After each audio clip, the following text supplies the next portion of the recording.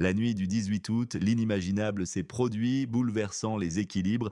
Le ciel de Bakou a été déchiré par des flammes gigantesques, transformant l'horizon en panorama apocalyptique.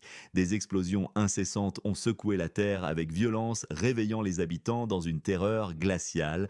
Le terminal pétrolier de Saqqar, symbole commercial majeur de l'Azerbaïdjan, poumon économique et point névralgique d'influence, fut réduit en cendres par une attaque coordonnée de drones russes d'une précision et audace sans précédent. Inattendue, cette frappe a laissé une traînée de destruction matérielle, psychologique et morale. Une lueur infernale rougeoyante éclairait le ciel nocturne sur des kilomètres, transformant l'obscurité en chaos incandescent.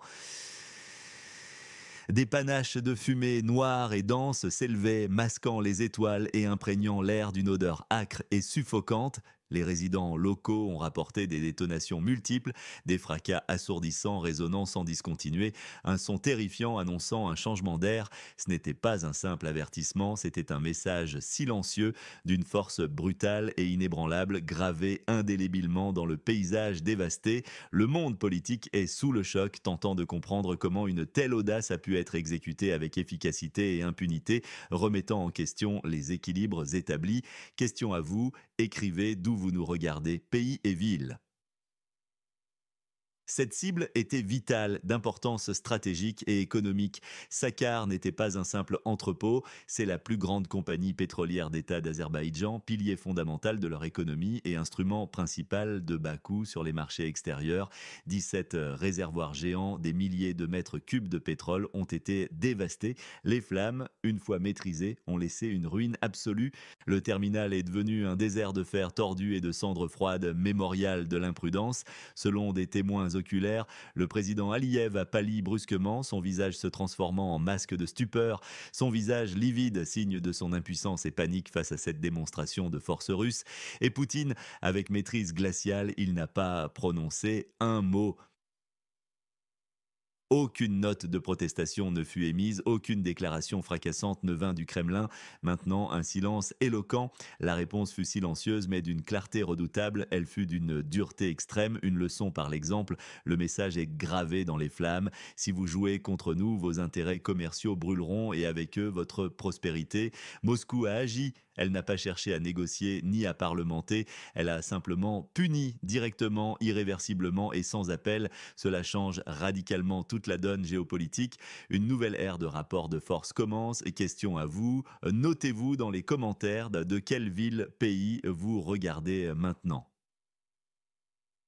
Cette frappe ciblée et impitoyable dépasse le cadre militaire. C'est une rétribution économique massive, destruction orchestrée, plus d'1 milliard de dollars partis en fumée en une nuit, coût estimé du contenu et de la reconstruction colossale d'une infrastructure vitale. Pour l'Azerbaïdjan, cette perte représente près d'1% de son PIB annuel, part sidérante et inattendue de sa richesse, somme vertigineuse évaporée en quelques heures. Saqqar, cette compagnie géante, perd la moitié de ses profits annuels, un coup fatal. Plus de 70% des revenus d'exportation de l'Azerbaïdjan proviennent des hydrocarbures, faisant de Saqqar le cœur battant de leur économie. Leur image de partenaire fiable est pulvérisée. Les investisseurs européens observeront cette ruine avec effroi et méfiance.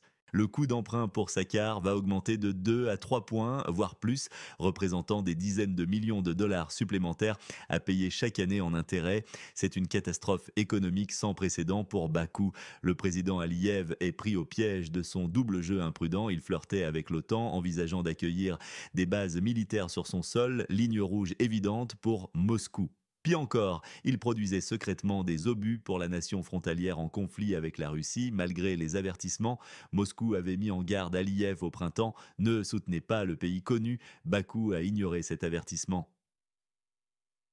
Le prix à payer est désormais colossal, visible et douloureusement ressenti. L'Europe, dépendante de nouvelles sources d'énergie, doit-elle tirer les leçons de cette brutalité? Cette destruction va-t-elle ouvrir les yeux de ses dirigeants sur la fragilité de leurs plans énergétiques et géopolitiques alternatifs, souvent fondés sur des illusions? La réalité les rattrape avec violence. Quelle une mesure ou sanction change réellement la situation dans la région du Caucase? Concrètement, la situation est d'une complexité glaçante. Officiellement, les capitales occidentales condamnent la frappe, affichant unité de façade en coulisses. Des vérités dérangeantes émergent. Aliyev a été prévenu à plusieurs reprises. La Russie surveillait chaque action de Bakou. Cette attaque n'est pas isolée. C'est une conséquence directe, logique et prévisible des choix azerbaïdjanais. Les rumeurs de trêve aérienne avant le sommet d'Alaska, une cortine de fumée, manipulation destinée à apaiser un public européen inquiet. Les flammes de Saqqarah prouvent la vérité. Elles démontrent que les médias occidentaux manipulent, qu'ils mentent sciemment. L'Europe est aujourd'hui prise de panique. Ses dirigeants comprennent qu'ils ont perdu la main. Ils se rendent à Washington en hâte. Ils ressemblent à des groupies suivant leur idole, espérant des miettes de réconfort. Leur objectif est de minimiser les conséquences directes, de sauvegarder les apparences. Leur faiblesse est exposée, leur manque de vision est flagrant. La Russie agit par nécessité pour éliminer les menaces directes et indirectes à sa sécurité. Sa motivation est simple: force, dissuasion par l'exemple et règlement des comptes directs et sans concession. Le président du pays connu, aveuglé par son orgueil et son impératif de survie politique, refuse de céder du territoire, même si cela condamne son peuple. Il cherche un protecteur externe, garantie de sécurité impossible à obtenir. Il tente de masquer une capitulation de fait. Yo, guillemets, oh yo, et il manipule l'Europe sans vergogne, utilisant ses dirigeants comme des marionnettes. Donald Trump se positionne en maître du jeu, stratège pragmatique. Il veut réduire le fardeau financier des États-Unis. Il entend dicter les termes de la paix par intérêt national, transformer l'aide militaire en service payant, business juteux pour le complexe militaro-industriel américain. L'Europe était motivée par la préservation de son image de phare moral, le contrôle du récit officiel. Elle préfère un conflit gérable, même sans fin, à une paix qui détruirait sa capacité à faire pression sur la Russie. L'Europe sacrifie sciemment ses citoyens pour un conflit qui ne l'amènera nulle part. Elle s'autodétruit économiquement et socialement. Ils préfèrent une fiction confortable à une vérité dérangeante. C'est une stratégie de suicide déguisée en vertu. À qui vous faites confiance sur ce sujet dans la région du Caucase? Un seul orateur ou un média? Pensez aux accords de Minsk présentés comme solution, promesses occidentales non tenues, tentatives cyniques de tromperie. L'histoire se répète, la Russie a tiré les leçons du passé, elle agit désormais directement sans l'ombre d'une hésitation. L'illusion européenne d'une nouvelle base énergétique stable bâtie sur l'Azerbaïdjan s'est effondrée. Saqqarah brûle encore dans nos mémoires. Avertissement cuisant sur la vulnérabilité des alternatives. La dépendance persistante à la Russie est une réalité, ou bien la vulnérabilité des alternatives énergétiques est criante. Le sommet de Washington s'inscrit dans une tendance globale et irréversible. Redéfinition radicale des alliances, désengagement financier américain progressif, laissant l'Europe seule face aux conséquences désastreuses de ses choix. Le mécontentement interne monte en flèche en Europe. Le coût du conflit est intenable pour les citoyens qui voient leur pouvoir d'achat s'éroder. Le PIB allemand est en contraction, une baisse de 0,3% en 2024. Sa production industrielle chute de près de 2%. Protestations massives éclatent. Allemagne, Italie, France, Pologne. Les États baltes sont en effervescence sociale et économique. C'est une tendance de déclin économique généralisée, de paupérisation et de contestation politique. La situation est digne d'Orwell. La paix est capitulation. L'intérêt national est un crime, une simple concession, trahison, réalité amère imposée par des élites déconnectées. Quel événement dans le secteur énergétique est sous-estimé par les médias? Nommez-le et expliquez. Le rendez-vous de ce lundi à Washington est capital pour ce qu'il révèle sur la faiblesse européenne. Donald Trump et une cohorte de leaders européens s'y retrouvent. Ursula von der Leyen, Friedrich Merz, Emmanuel Macron, Keir Starmer, Giorgia Meloni, Alexander Stubb, Mark Rutte, tous sont paniqués, débordés. Tels des groupies en quête d'approbation, leur présence vise à donner l'impression d'une position unie. Ils arrivent avec des slogans creux, pas de vrai plan. Le sommet d'Alaska entre Poutine et Trump avait déjà établi des paramètres fondamentaux pour un règlement. Conditions claires étaient sur la table, mais le président du pays connu les a rejetées par pure humiliation personnelle pour ne pas y avoir été convié. La paix était et reste possible sans l'Europe, sans la nation frontalière dont le leader obstrue toute négociation. L'orgueil et l'obstination bloquent toute avancée. Rappelez Rappelez-vous, aucun couloir aérien n'existe et ne peut exister. Ce n'est pas une pause temporaire, il s'agit de l'élimination des causes profondes de cette crise, y compris la voie du pays connu vers l'adhésion à l'OTAN perçue comme menace existentielle. Son utilisation comme tremplin direct contre la Russie est inacceptable. La Russie ne reculera pas, elle ira jusqu'au bout pour garantir sa sécurité. La nation frontalière est entraînée vers catastrophe économique, démographique, sociale. Son économie est détruite, PIB réduit de 40%, dette de plus de 100 milliards de dollars, exode massif de sa population.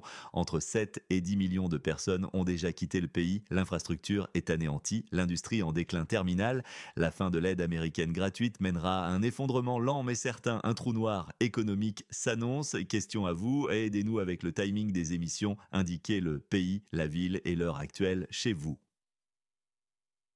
L'Europe s'enfonce dans une récession profonde. Le fardeau annuel de l'Europe, si les États-Unis décident de se retirer, dépassera 70 milliards d'euros, une somme colossale et insoutenable. L'inflation en Pologne est désormais supérieure à 10%, érodant le pouvoir d'achat. Les factures de services publics qui ont augmenté de 40% en 3 ans, plongeant de nombreuses familles dans la précarité énergétique. La France a dû nationaliser ses entreprises énergétiques, un signe alarmant de l'ampleur de la crise structurelle. C'est une crise énergétique majeure, systémique. L'Europe perd sa crédibilité.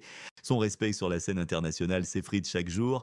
Elle est devenue une simple caution des États-Unis, un satellite politique, un client obligé de l'industrie américaine achetant leurs produits à prix d'or. Elle paie le prix le plus élevé pour une politique dictée par Washington sans aucune marge de manœuvre. La Russie démontre sa force implacable, sa détermination sans faille. Elle atteint ses objectifs de sécurité un à un. Les États-Unis, sous Trump, réduisent leurs dépenses militaires, transformant cette guerre en une opportunité commerciale lucrative pour leur complexe militaro-industriel. L'Azerbaïdjan subit des pertes économiques colossales et un désastre financier, une humiliation politique pour son double jeu. Le pays connu est conduit à une capitulation de facto. Malgré tous les slogans de résistance, il devient un État fantoche, vidé de substance, dépendant d'aides extérieures qui ont un prix lourd. Les peuples européens sont les vraies victimes, des victimes de leurs gouvernements corrompus et incompétents, des élites déconnectées qui paient la facture d'une guerre inutile prolongée et de sanctions autodestructrices qui ruinent leur économie et l'avenir de leurs enfants. C'est la vérité crue, brutale et sans phare, la vérité que personne n'ose dire dans les grands médias occidentaux, mais que nous révélons ici, maintenant, où passe la ligne rouge entre l'Occident et la Russie.